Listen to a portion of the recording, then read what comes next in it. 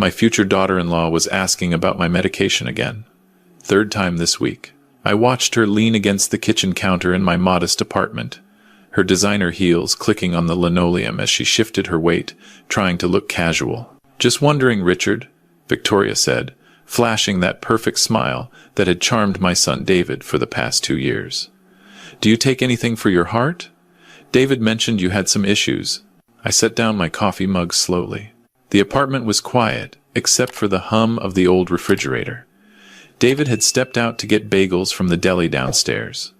We were supposed to be planning their wedding, going over the guest list. But this was the third time Victoria had steered the conversation to my health, my finances, my end-of-life plans. "Just the usual stuff for a man my age," I said. "Nothing special." Her eyes darted to the cabinet where I kept my pills. Quick. Practiced. Then back to me with that smile. "I'm 72 years old. I live in a rent-controlled apartment in Queens. I drive a 2008 Honda Civic. My clothes come from discount stores. To anyone looking, I'm exactly what I appear to be. A retired postal worker, living on a pension, trying to make ends meet. My son David works as a high school teacher. He's a good kid, kind, maybe too kind. Victoria comes from money, real money. Her father owns a chain of luxury car dealerships across Connecticut. When David first brought her home 2 years ago, I was happy for him. She seemed polite, attentive. She laughed at his jokes. She wore modest clothes when she visited me, even though I'd seen the photos on her social media, the yacht parties, the European vacations, the $5,000 handbags. David came back with the bagels, and Victoria's whole demeanor changed. She was suddenly warm again, looping her arm through his, kissing his cheek. We spent the next hour going over wedding details. The venue, her father's country club. The guest list, 300 people, mostly from her side. The honeymoon, 2 weeks in Bali, her father's wedding gift. Every detail screamed money that David didn't have. Money I couldn't give him. "Don't worry about the costs, Richard," Victoria said as we wrapped up. "Daddy's taking care of everything. He just wants David to be happy." She squeezed my hand. "And he wants you to be comfortable too. We were thinking, after the wedding, maybe you'd like to move closer to us. We found this wonderful assisted living facility in Greenwich. Very affordable, very nice." My blood went cold, but I kept my face neutral. I'd practiced that skill for 40 years. "That's thoughtful," I said, "but I'm fine here." "We'll talk about it more," she said, patting my hand like I was a child. After they left, I sat in my recliner for a long time, staring at the wall. The signs had been there. Small things. Victoria always steering conversations to my age, my limitations. Her casual comments about how hard it must be for David to worry about me. Her questions about my will, disguised as concern. And now the medication questions. I'd seen this pattern before. Many times. In my old life, the wedding was 6 weeks away. The engagement party was this Saturday. A massive event at the Connecticut Country Club. 200 guests. Victoria's father had insisted on it. Insisted on flying in David's scattered relatives, putting them up in hotels. "Families should be together," he'd said. Thursday evening, David called me. "Dad, can I come by? Alone?" He arrived an hour later. His face was pale. He looked like he'd been crying. My son, 38 years old, a man who stood 6 feet tall and coached the school's basketball team, looked like a scared kid. "I need to show you something," he said. He pulled out his phone with shaking hands, opened his messages, scrolled to a thread with Victoria's younger sister, Melissa. Melissa had always seemed nice, quieter than Victoria. She'd just graduated college. She was supposed to be a bridesmaid. The messages were from 3 hours ago. Melissa, "David, I can't do this anymore. I can't watch this happen." David, "What are you talking about?" Melissa, "Victoria, what she's planning, what Dad's planning." Then screenshots. Text messages between Victoria and her father. Between Victoria and someone named Marcus, her ex-boyfriend, apparently. Between her father and his lawyer. I read them all. Each one made my chest tighter. Victoria to her father. "The old man keeps his pills in the kitchen cabinet. High blood pressure, blood thinners, diabetes medication." Marcus said, If we adjust his doses slowly, it'll look natural. Heart failure. No one questions that at his age. Her father's response. Good. And David? Victoria. He'll be devastated. We'll be so supportive. I'll be the grieving daughter-in-law who stepped up. Once Richard's gone and David inherits whatever small amount is there, we'll have full control. A year after the wedding, maybe 2, we'll divorce. Daddy's lawyer says we can claim David's abusive.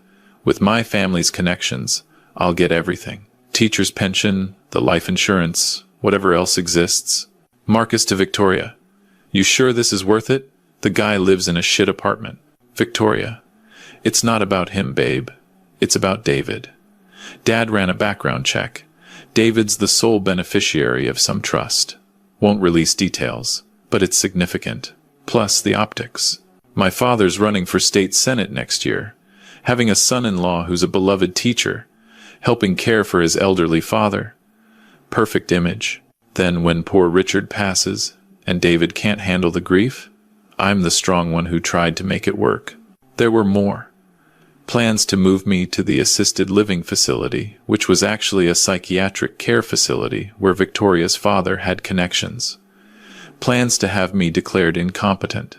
Plans to isolate David from his friends, from his colleagues.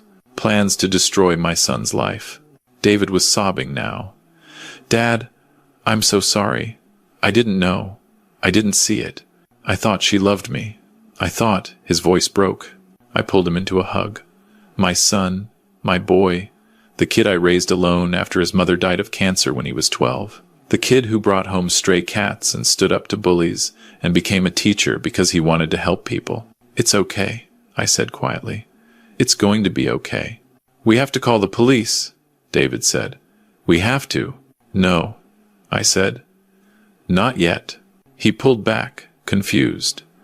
Dad, they're planning to kill you. They're planning to... I know, son, but we need more evidence. We need to be smart about this. I kept my voice calm, measured. The voice I'd used in a different life. The engagement party is Saturday.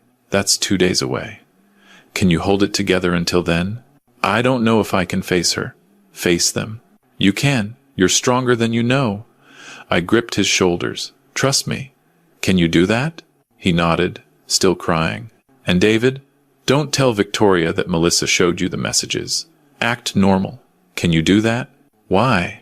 Because I need them to think everything is going according to plan. After David left, I sat in my recliner again. But this time, I wasn't just a worried father. I was making calculations, running through scenarios, identifying assets and liabilities. I picked up my phone. The contacts list showed the usual things. David, the deli, the doctor's office, a few old postal worker buddies. But I scrolled to the bottom, to the numbers I hadn't called in 15 years. I dialed. A man answered on the second ring. Yeah? It's Richard. Silence. Then, holy shit. Falcon? That you? I need a favor, Tony. 15 years you've been dark. 15 years. And now you call because you need something? My son's in trouble. Another pause. What kind of trouble? The kind that requires our particular skill set. Jesus, Falcon. You know I'm retired. We're all retired. I know, but I'm calling in every chip I'm owed. From you, from Marcus Chen, from Sarah, from all of you. Tony let out a long breath. It's that serious? They're planning to kill me and destroy my son's life. Give me 4 hours, Tony said. I'll make some calls. I spent those 4 hours going through my closet. Past the cheap shirts and the discount pants, there was a locked box in the back. I hadn't opened it in 15 years. Inside were things from my old life. IDs, passports, a phone, files, and photos. Photos of me 30 years younger, in a suit, standing outside Quantico. Photos of my team, photos of operations. Commendations from directors whose names would make most Americans stop and stare. Richard Chen wasn't my real name. It was the name I took when I retired, when I decided to disappear. My real name was Richard Falcon. Special Agent Richard Falcon. 28 years with the FBI. 15 of those years in the Criminal Investigative Division. 5 years running an undercover task force that took down 3 major organized crime families. The last 8 years before retirement, I was the assistant director in charge of the New York field office. I'd put away mobsters, corporate criminals, corrupt politicians. I'd testified before Congress. I'd been on the president's shortlist for FBI director twice, turned it down both times. When my wife died and I saw what the job was doing to my relationship with David, I made a choice. I took my pension, changed my name through a contact in witness protection, and disappeared into the most boring life I could find. Postal worker Richard Chen, invisible, harmless, there for David. But apparently, being invisible made me look vulnerable, weak, an easy target. That was a mistake. Tony called back 3 hours later. I've got Chen, Sarah, Rodriguez, and Martinez on standby. They all owe you. They're all in. What's the play? I told him. Jesus, Falcon, he said when I finished. That's cold. That's really cold. They were going to kill me and frame my son. Fair point. We'll be ready. Friday, I went through my usual routine. Breakfast at the deli, a walk in the park, watched some TV. But I was also making calls. Calling in favors from people I hadn't spoken to in years. A federal prosecutor who owed me for a case I'd handed her gift wrapped. A journalist at the Times who I'd given an exclusive to. A private investigator who I'd helped get his license. A judge, a city councilman, a police captain. By Friday night, the pieces were in place. Saturday afternoon, David picked me up for the engagement party. His hands were white-knuckled on the steering wheel. I can't do this, Dad, he whispered. I can't look at her and pretend. Yes, you can. You're going to walk in there. You're going to smile. You're going to play the part of the happy groom. Can you do that for me? He nodded, but he looked sick. The country club was exactly what I expected. Massive, pristine, the kind of place where memberships cost 6 figures, and the staff all wore white gloves. The engagement party was set up in their largest ballroom, crystal chandeliers, ice sculptures, a string quartet, tables laden with food that probably cost more than my monthly rent. 200 people. Victoria's family, her father's business associates, David's relatives who'd flown in, his cousins from Ohio, my sister from Florida, his old college friends. Everyone dressed in their best, celebrating young love. Victoria saw us arrive. She rushed over, all smiles, kissing David, hugging me. Richard, I'm so glad you made it. You look wonderful. She was wearing a white dress. Appropriate, I suppose, for an engagement party. She looped her arm through David's and paraded him around the room, introducing him to people, showing him off. The beloved teacher, the devoted son, the perfect catch. Her father, William Hartford, found me by the bar. Big man, expensive suit, politician's smile. Richard, good to see you. Can I get you a drink? Just water, thank you. Come on, it's a celebration. Have some champagne. I have to be careful with my medications, I said pleasantly. His eyes flickered, just for a second. Then the smile was back. Of course, we have to take care of ourselves at our age, don't we? He clapped me on the shoulder. Listen, I wanted to talk to you about that assisted living place Victoria mentioned. I took the liberty of setting up a tour for next week. On me, just to see the place. Beautiful facility. My mother was there before she passed. Very peaceful. That's kind of you, I said. It's the least I can do. David's going to be family soon. That makes you family too. He squeezed my shoulder. A little too hard. Family takes care of each other. I nursed my water and watched. Victoria flitting around the room. Her father working the crowd, shaking hands, building his political network. David looking increasingly pale, barely holding it together. Melissa, Victoria's sister, staying in the corner, looking miserable. At 7 o'clock, the toasts began. Victoria's father took the microphone first. Talked about love, about family, about how proud he was of his daughter, about what a fine young man David was, about how they represented the future. Then Victoria's maid of honor. Then David's best friend from college. Then Victoria took the mic. I just want to say, she said, voice trembling with emotion, how blessed I am. To have found David, to have found a man who's so kind, so caring, so dedicated to helping others. She looked at him with tears in her eyes. Oscar-worthy performance. And I want to thank Richard, David's father, for raising such an incredible man. Richard, you're alone now. And I just want you to know you're not alone anymore. You have us. You have me. I promise to take care of your son. And I promise that we'll take care of you too. The room applauded. People dabbed at their eyes.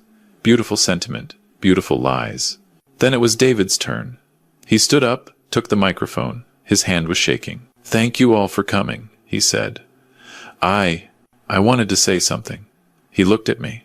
I gave him a small nod. 3 days ago, I learned something that changed everything. I learned the truth about the woman I was going to marry. The room went quiet. Victoria's smile faltered. "David, sweetheart, what?" "I learned that you and your father have been planning to kill my dad." Gasps. Shocked murmurs. William Hartford stood up, face red. "What the hell are you talking about?" David's voice got stronger. "I have the text messages. Plans to tamper with his medication, plans to have him declared incompetent, plans to isolate me, divorce me, and take everything." He looked at Victoria. Her face had gone white. "Was any of it real? Did you ever actually love me?" She recovered quickly, started crying. "David, I don't know what you're talking about. Who told you these lies? Was it Melissa? She's always been jealous." "It was Melissa," David said. "She couldn't watch you destroy someone else. She showed me everything." William Hartford was moving toward David now. "You need to shut your mouth, boy. You're making wild accusations." "I'm not done," David said. He looked at me. "I also learned something else 3 days ago. I learned the truth about my father." This was my cue. I stood up from my seat. "My name isn't Richard Chen," I said clearly. My voice carried across the silent ballroom. "It's Richard Falcon. Until 15 years ago, I was the assistant director in charge of the FBI's New York field office. You could have heard a pin drop. I spent 28 years investigating people like you, William.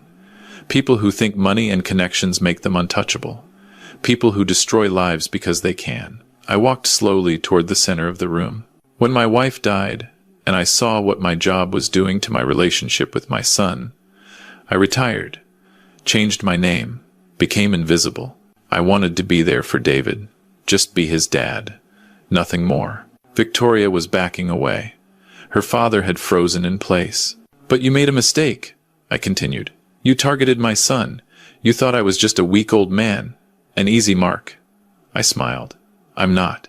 William found his voice. "This is insane. You can't prove any of this." "Actually, I can." I nodded toward the entrance. The doors opened. Tony walked in first, still looking like he could bench press a car even at 65. Behind him came Sarah Chen, the journalist from the Times. Behind her came 2 NYPD detectives. Behind them came a man in an expensive suit, the federal prosecutor. "Sarah," I said, "would you like to explain what you found?" Sarah stepped forward, holding a tablet. 3 days ago, Richard Falcon contacted me with evidence of conspiracy to commit murder, fraud, and elder abuse. I spent the last 72 hours investigating with law enforcement. We found communications between Victoria Hartford and Marcus Chen, detailing plans to poison Richard Falcon. We found financial records showing William Hartford has been under investigation for tax fraud and embezzlement. We found evidence that this wasn't the first time William and Victoria have done this before. 2 previous relationships of Victoria's ended with suspicious deaths of elderly family members and insurance payouts, one in Massachusetts, one in Rhode Island. Both cases were ruled accidental at the time. Both cases are being reopened. William Hartford's face had gone from red to gray. "You can't, this is entrapment. This is justice," I said quietly. One of the detectives stepped forward. "William Hartford, Victoria Hartford, you're under arrest." He read them their rights, while the ballroom erupted in chaos. Guests were shouting, people were crying, cameras were flashing. Sarah had brought a photographer. Victoria was screaming now, being handcuffed. "You bastard! You think you're so smart? You think—" She lunged toward me, but the detective held her back. "You're just a pathetic old man. You were easy. You were supposed to be easy." "I know," I said. "That's what I wanted you to think." As they were led away, I turned to find David. He was standing in the middle of the chaos, tears streaming down his face. Not sad tears. Relief. Liberation. I walked to him, put my hand on his shoulder. "It's over, son." He hugged me tight. "Why didn't you tell me? All these years, why didn't you tell me who you really were?" "Because I didn't want to be Special Agent Falcon anymore. I just wanted to be your dad." The party ended, obviously. Guests filtered out in stunned silence. David's relatives approached me. Cautiously, they'd known me as Richard Chen, the postal worker. Now they were learning I'd been someone else entirely. My sister pulled me aside. "All these years," she whispered. "All these years. I thought you'd just given up. Given up on your career, your life. I thought you'd just accepted being small." "I didn't give up anything," I said. "I chose what mattered most." Over the next week, the story exploded. Sarah's article in the Times went viral. FBI legend emerges from retirement to save son from gold digger murder plot. My old colleagues started calling. The bureau wanted to do a press conference. The district attorney wanted me to testify. But more importantly, Victoria and William Hartford were denied bail. The evidence was overwhelming. Marcus Chen, the ex-boyfriend, flipped on them immediately, confirming everything in exchange for a lighter sentence.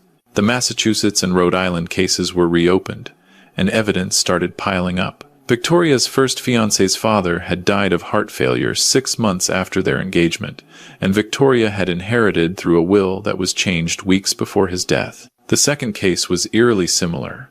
William Hartford's political career was over. His business was being investigated. His assets were being frozen. And Victoria was looking at murder charges in 3 states. Melissa, Victoria's sister, reached out to David to apologize. "I should have said something sooner," she told him. "I saw what happened with the others. I knew what Tori was like. But she's my sister, and I was scared. I'm so sorry." David, being David, forgave her. Even invited her to coffee to talk. She was a victim too, in her own way. Growing up in that family, watching her sister and father operate. As for me and David, we had a lot to talk about. He wanted to know everything, my real career, my real past, why I'd hidden it. We spent hours in my apartment, me showing him the box from my closet, the photos, the commendations, telling him stories I'd never shared. "I'm proud of you, Dad," he said finally. "Not because of the FBI stuff. I mean, that's incredible. But I'm proud because you gave it all up for me. Because you chose to be present, to be there. How many kids get that?" "You deserved it," I said simply. "So, what now?" he asked.